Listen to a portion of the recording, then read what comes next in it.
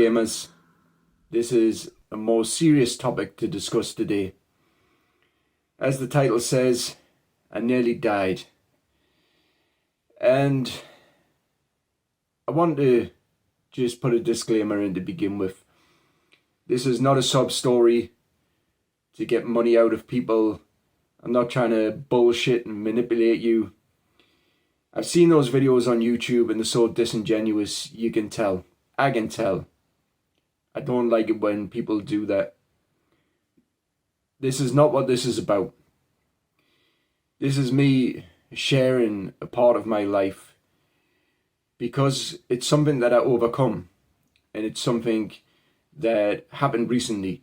There's a few different stories I could tell you about how I've nearly died. I'm a man who's in recovery from drug addiction, so there's plenty of those stories, but this is recent. This is in recovery. I've been in recovery a long time.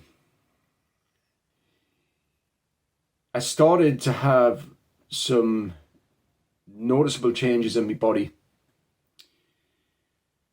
and in my mood, and the stability of my mood in particular, as I was getting older. And I want to put this out here straight away that some of what I was experiencing was because of stress and because of burnout, because of some things that was going on in my personal life, and also because of a job that I was in. But as things progressed, I eventually found out that there was something that was going on underneath all that stuff as well, which was quite alarming. And the reason that it was alarming was because it took so long to figure out what was going on. And as I was trying to figure out what was going on, I was getting very unwell physically, to the point where I knew that my body was signaling to me that there was something seriously wrong that needed to be dealt with, otherwise I was going to die. Especially the heart. The heart in particular was telling us, I'm not happy here, and you need to listen, and you need to figure out what this is, and you need to do something about it. Now, I'm going to count my blessings that for many years I was a yoga teacher, that I was actively meditating and developed an awareness of myself. And because of lots of fantastic people that I was around, I learned how to be very curious about my own body. And so I listen. I don't always know right away what's going on. Sometimes I need help from other people to figure out what's going on, but I do listen. I do pay attention. And this phone is not playing the game, but we're going to continue on. So, the symptoms, and this is going back a few years now. It started, I want to say roughly 2020. It might have been going on for a while before. In fact, actually, 2019, I remember some of the first symptoms that I was getting. So back in 2019, if I ate a lot of sugar, my face would go bright red, it would get very itchy and sting sometimes, and that would last a day or two. I've always suffered from skin complaints around my face. Today I know why that is, but for a long time I didn't know what was going on. I blamed it on caffeine most of the time. That's one of the first things that I remember happening, and that was after eating large amounts of sugar. And my face would display symptoms that were very similar to what my face looked like when I was drinking alcohol every day. It was very, very similar. That was worrying. I figured it was because I was over consuming sugar. So whenever possible, I limited binging on sugary foods, and that helped. Later on, if we fast forward about a year or so, I started to suffer from feeling very tired, unusually tired.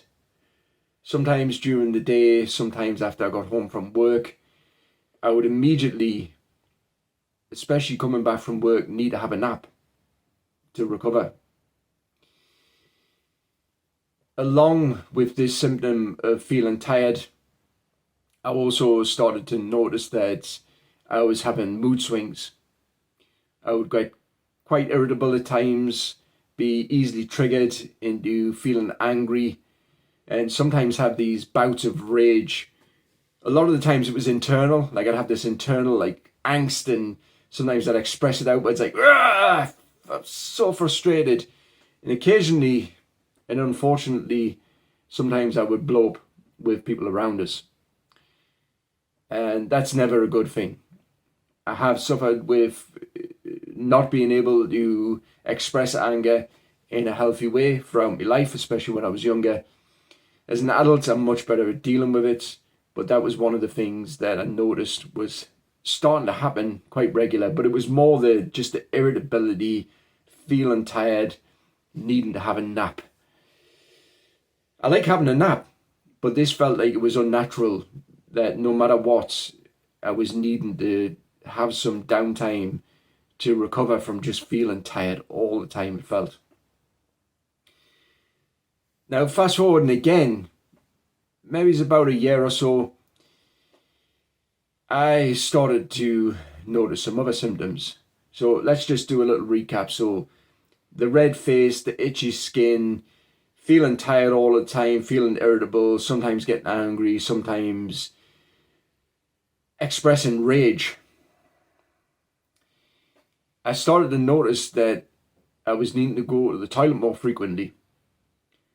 And this didn't happen all the time. This wasn't a daily thing. This was just an every other day, once a week, something, along those lines, but noticeable enough that there was times when sometimes I'd go to the toilet, I would let out quite a significant amount of urine, and then about 10 minutes later I feel like I needed to go again. Sometimes that would happen once or twice. Some days it would feel like I'd have to go 4 or 5 times. And then I started noticing that it was happening on a night time when I was going to bed. Sometimes I couldn't sleep because I was having to go to the toilet so frequently. Sometimes I would go to sleep and then I'd wake up and need to go to the toilet. And that was happening 4 or 5 times during the night, which is unusual.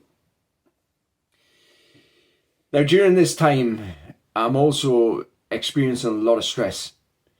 And it took a long time to acknowledge that I was in burnout. Eventually, I went into burnout.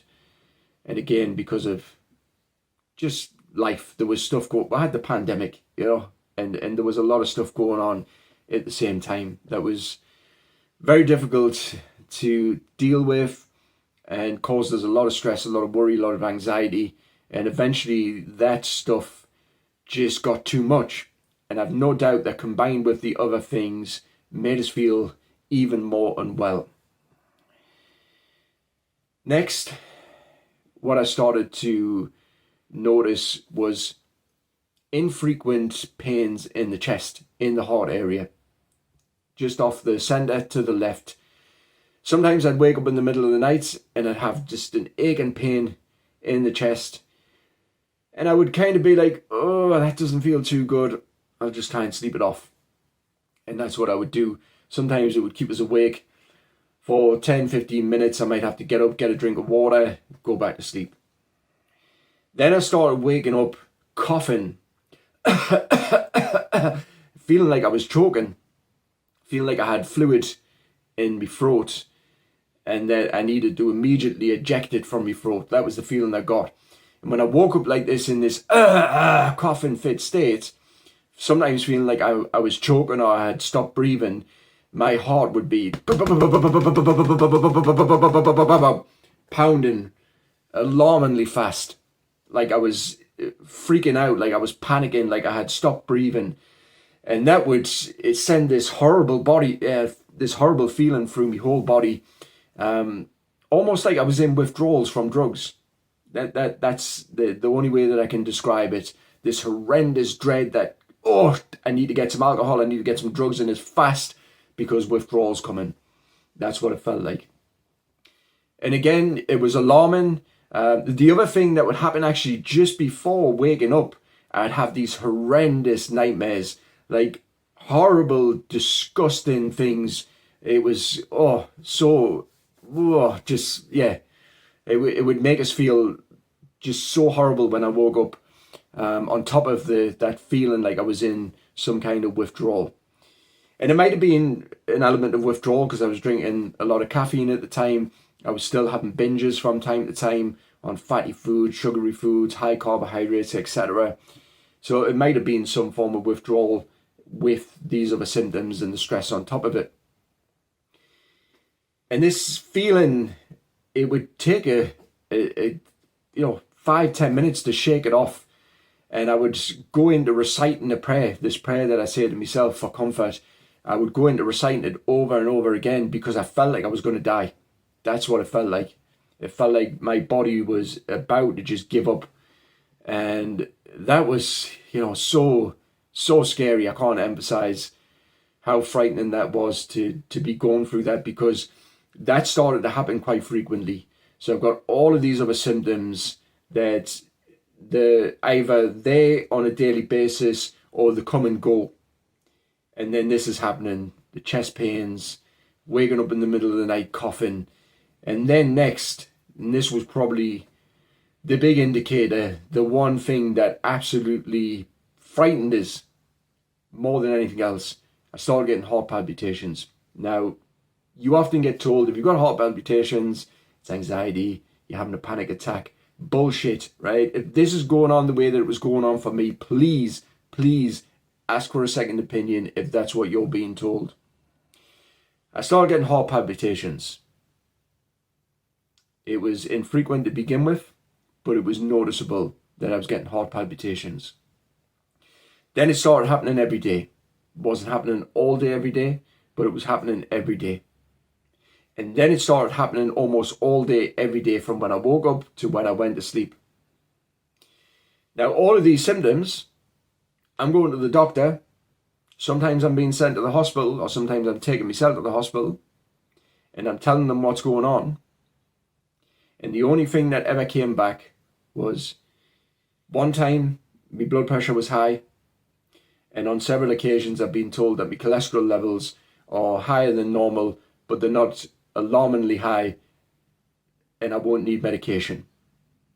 That's the one thing that keeps getting pushed back to me, is that my cholesterol levels are elevated.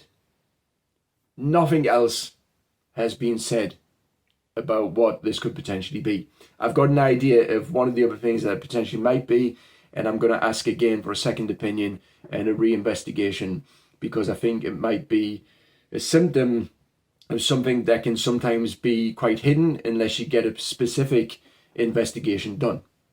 But that's not what I'm talking about today. That's for me to continue to work with the GP service and the hospital staff with. Now, the thing about the cholesterol, I'm not bashing doctors, I'm not bashing any of the hospital staff. This is not me saying that they're not doing the jobs. But the thing about the cholesterol levels is that if they can convince you that they're high enough and put you on medication, that's a good job done for them. It's not a good job done for me, because it doesn't treat any of the underlying stuff that might be causing that in the first place. That's something that I've done for myself. But those are the two things that have been picked up. But that doesn't explain all of the other symptoms that I've had. It doesn't explain why at times I felt like I was going to die. And I believe that because of some of the stuff that was going on, I was probably close to dying. And I think it was probably going to be a heart attack or a stroke. More likely it was going to be a heart attack because of what came next. So these heart palpitations, this was going on for months. This wasn't just something that came and went. This was going on for months. And this was frightening the life out of me. But it was also motivating us to try and figure out what was going on. Now, along with this symptom, I started noticing I'm overweight, I'm bloated, I feel like I'm bloated, I feel like I'm heavy. I've always been a man who's done some form of exercise, so it didn't make sense that I had all of this weight on us, bloated in my face, couldn't shift it.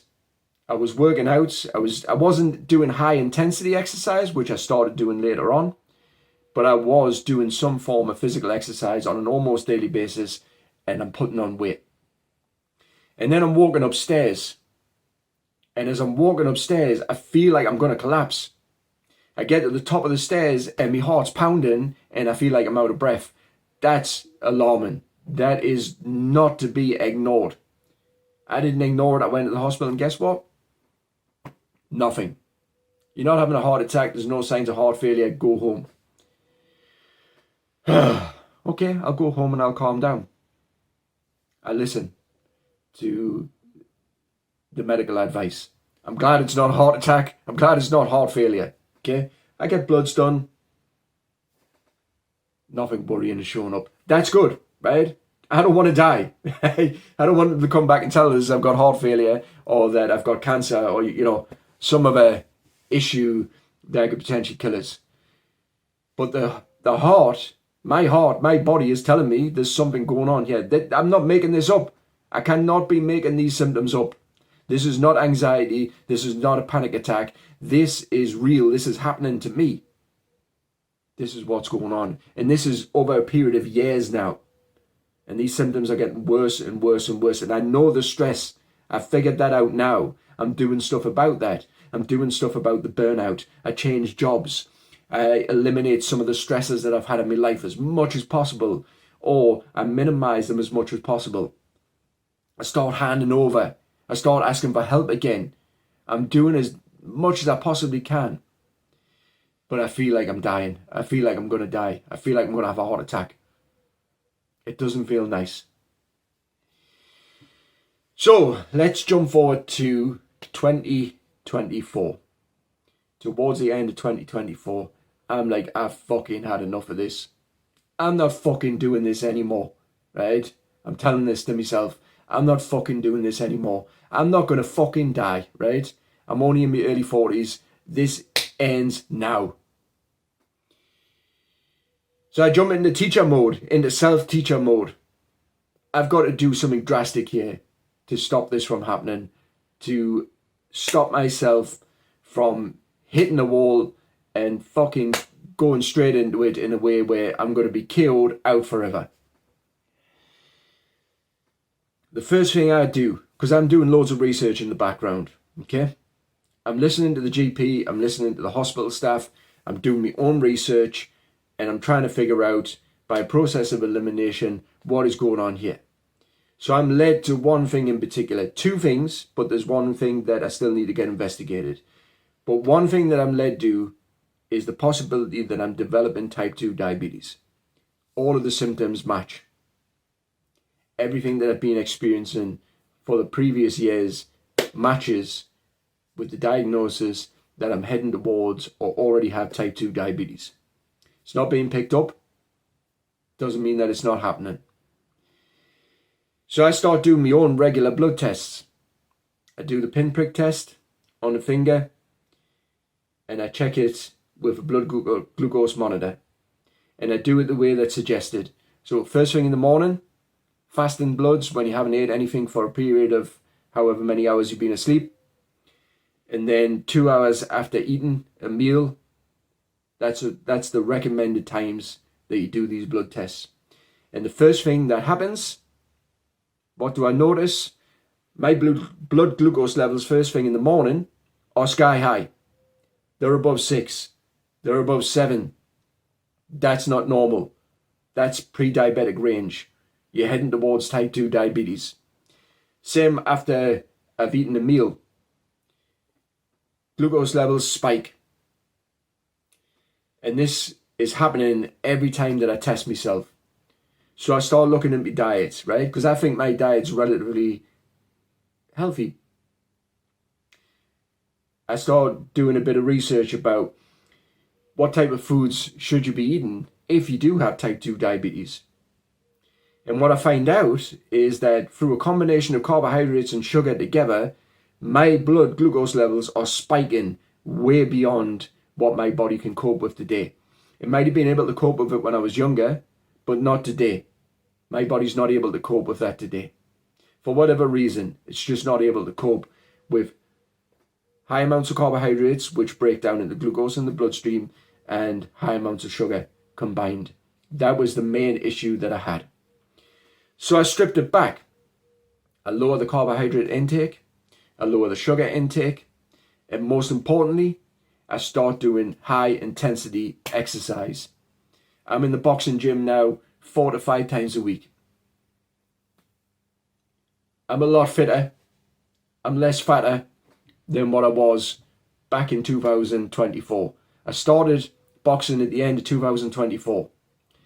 After 6 months, I had gone from nearly 18 stone to down to 12.5 stone. 6 months.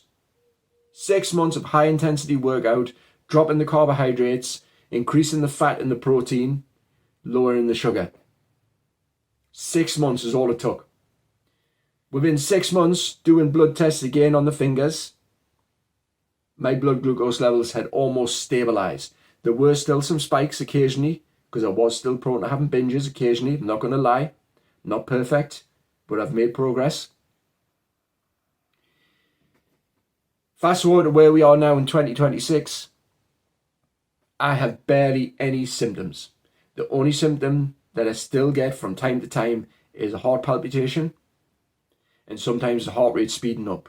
And this is a thing that I want to get investigated, because I think that there may be an issue that can only be corrected in a specific way. And it might be something that I've had my entire life and just not known.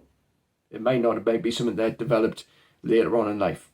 I fucking smashed the drugs and the alcohol when I was younger. The chances are my body is now starting to suffer because of all of those years of abuse. Doesn't mean that I'm going to die early. Doesn't mean that I'm going to have horrendous problems throughout my life. It just means that for the rest of my life, I need to be on my best behaviour. I need to be making sure that I'm keeping me fit and well, because I want to be here for a long time yet. I've got lots left to do. So that's the story. It's one of the stories of how I almost died.